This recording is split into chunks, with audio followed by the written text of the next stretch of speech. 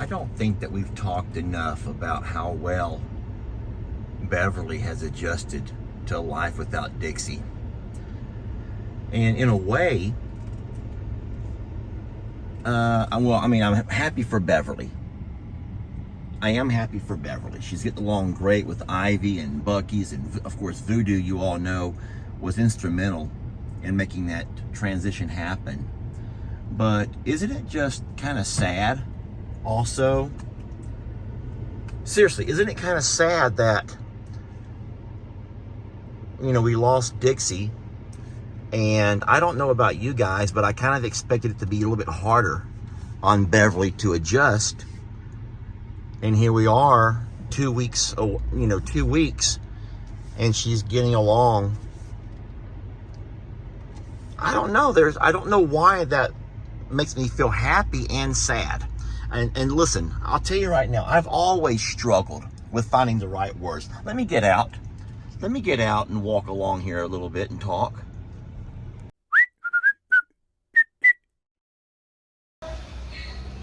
Hey, folks. Hey, sweetie, I'm just talking about you. I was just talking about you. How did you know? Your nose is all dirty. How did your nose get so dirty? Oh, that's the protein lick. Oh, sweetie. I'll talk about you, too. Your noses are all dirty. Their faces are filthy. Voodoo, get over here. Let me turn my camera around. Look at their faces. They're nasty and it's all sticky. So that right there, they've been in the protein lick, y'all. They've been into the protein lick. And they are, y'all are nasty. I'm serious. I love you all, but you're so darn nasty. So let me get back to what I was saying. You have to excuse the noise behind me. This is day number 2 on the land clearing over here. And we're so excited about this. These guys are making some major headway. I mean, they're really going at it. They're having to be very careful over on this side because we have power lines. So Mr. Leo has to come over here and kind of push everything that way. He's not able to push the way, but the noises that you hear are tractors and all kinds of chainsaws and all that they got going on over here. But I tell you what, it's really looking good, and they are working. Those guys work, y'all. So let me get back to what I was saying about the horses and donkeys, the ponies. You know what I'm saying? I struggle finding the right words to say it. Oh my gosh, there's Marilyn doing the protein lick now. Hey, they have pushed that protein lick all over this hill. That's not where it started off at, where it's at now. And that guy has still not come to get his tractor. There's a lot going on in today's video. There is so much going on.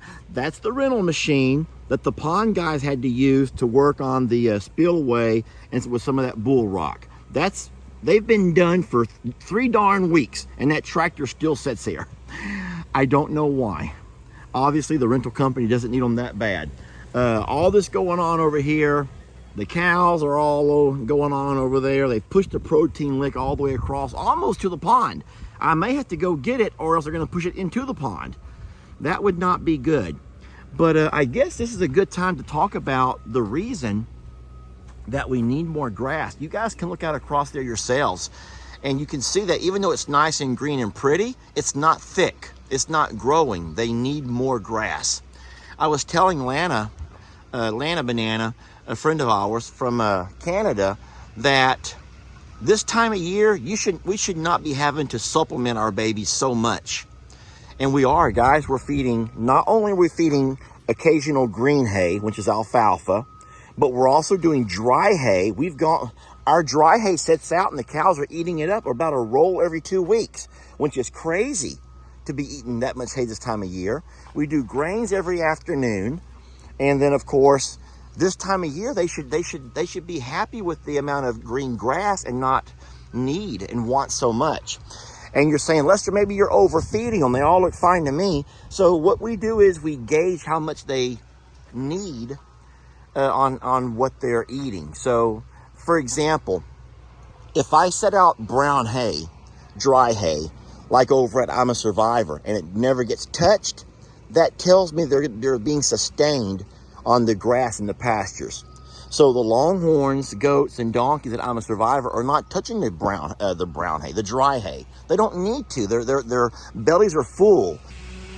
But there's just not enough grass on this pasture to sustain all the cows and horses and the ponies and the sweet ponies that we have. I'm walking to the shade. So what our eventual goal is that we'll have all of this pasture. We'll make this over here look just like this over here. And it's the same size. This is 10 acres over on this side of the driveway, and we have 10 acres over on this side. So the driveway pretty much cuts the property in half. Now, of course, up on the top of the hill on this side, we have the shop, we have our pastures for our birds, we have access to the river. So you know that there's some of this space over here is going to be used for that. But this is still a good 7 or 8 acres over here that will become good pasture land once we can kind of clear some of these trees out. And then, of course, we have the additional property we're going to lease on the other side of this, another 4 acres. And I told Lana that I'm hoping that what we can do is eventually get our horses and donkeys moved over to this side. And that would only leave our longhorns over on this side. And so the birds don't eat as much grass. The birds could be on either side and be fine. They don't eat as much grass as what you think they might. They really will walk around and eat on leaves. They're more foragers. The birds are more about foraging than they are about grazing. So, anywho, I didn't mean to keep you this morning. What I was saying about Beverly and Dixie is hard to say, and I don't know it's going to make any sense to anybody, and maybe you can help me put it into words.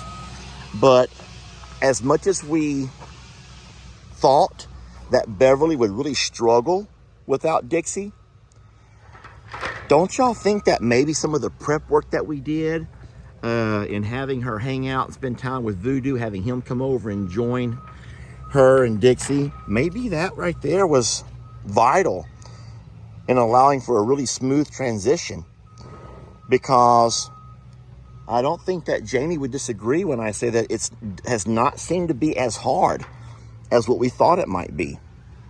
She's just got right up in there and became one of them. And she's doing fine with it. No one's mean to her. She's running along with them. Y'all seen her when I ring the dinner bell, how she just comes running and kicking. She just comes running and kicking. Oh man, she loves to have, look, she has plenty of time on the protein lick. Don't even think that she ain't getting no protein lick, because there's the proof right there. Look at him, he's like, I need some protein lick now. Speaking of protein, yeah. So Marilyn, he's gonna have to push Marilyn off if he wants any protein lick now. All right, let me get on out of here. I love you guys, and sweetie, I'm really happy. I know you still miss your friend, and we all miss her. But I'm happy she's not struggling.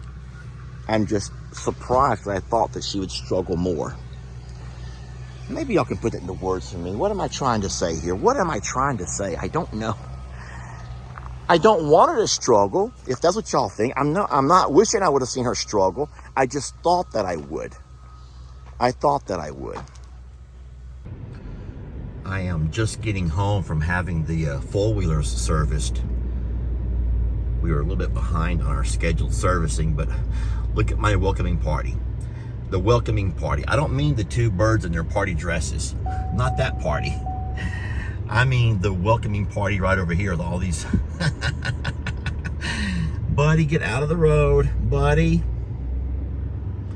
I gotta go real slow. Buddy's smart. He's not gonna run under me the way Millie might. Millie's kind of the ditzy one. She'll run right up underneath you. There's Stella. Hey, you know what? I don't see Christmas. Millie, move, sweetie. They get excited and they start playing around. You gotta be very careful. Come on, guys. There they go. There they go. There they go. Come on. I am just inching along, friends. It's inching along.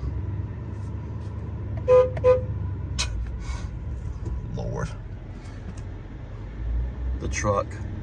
This is amazing technology that kind of shows me where they're at. Move, baby.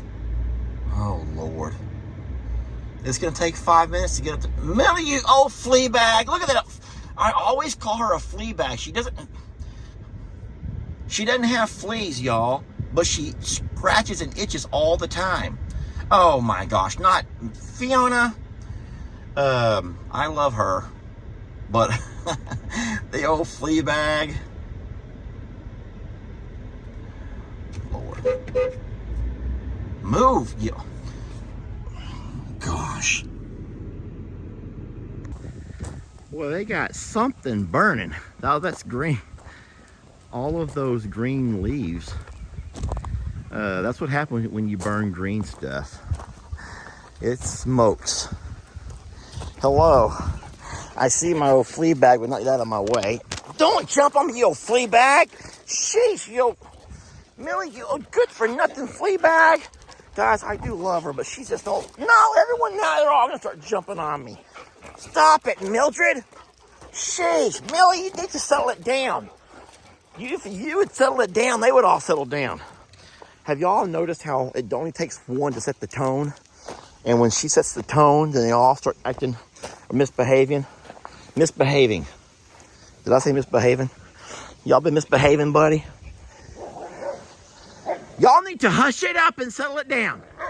Millie, you old flea bag, settle it down right now. These guys have made a huge dent in all of the underbrush here at Longhorn Lester's. I want to remind you, they're only taking down the small stuff, the underbrush. They're leaving my big trees. I was insistent on that they leave my big trees alone. And as you can see, all my big pretty oaks, my big tall pines are still standing. And it's going to look great when they're done. I'm surprised at some of the hills. I did not realize how high this hill was over here. And I just can't wait to see how it's going to look when they're done. Jamie's scared. Hey, y'all notice something? Look how the rays of sun can finally penetrate the canopy. And this is what you need to get grass to grow.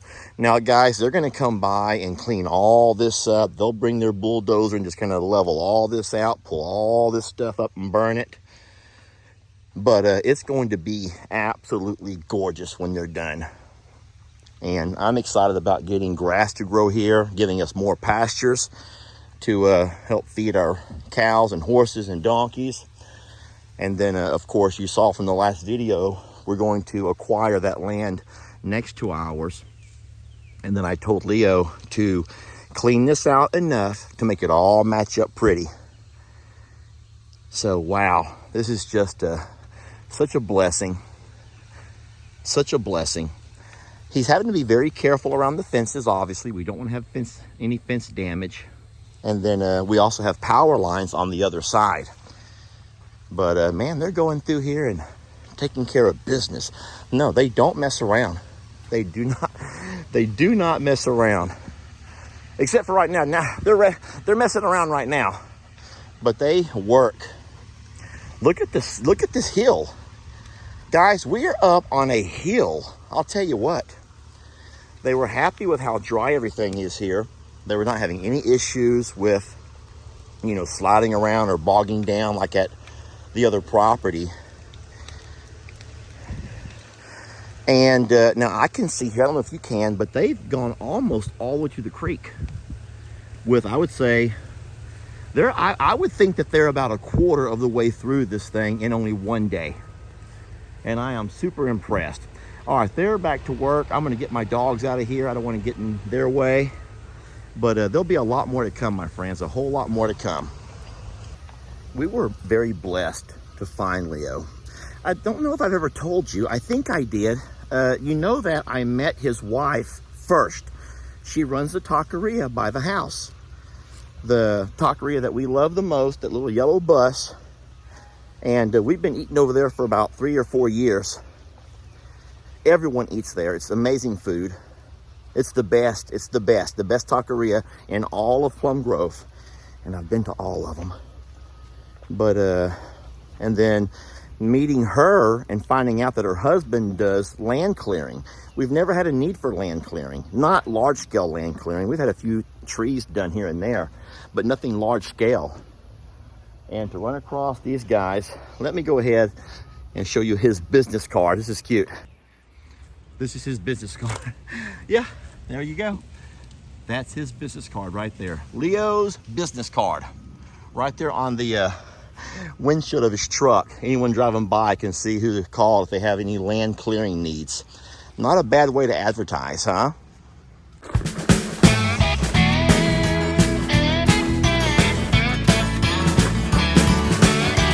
Don't let your troubles fester. Come watch Longhorn Lester. Yeah, something like that.